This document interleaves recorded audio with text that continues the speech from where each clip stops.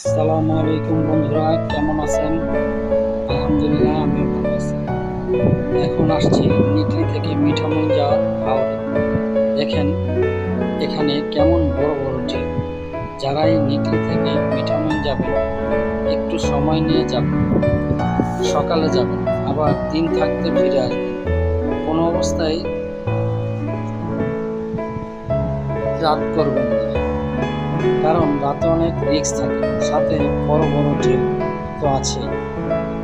আমার ভিডিওটা কেমন হলো কমেন্টস করে জানাবেন, আর চ্যানেলটা সাবস্ক্রাইব করবেন, লাইক করবেন, পাশে থাকবেন। ধন্যবাদ সবাইকে।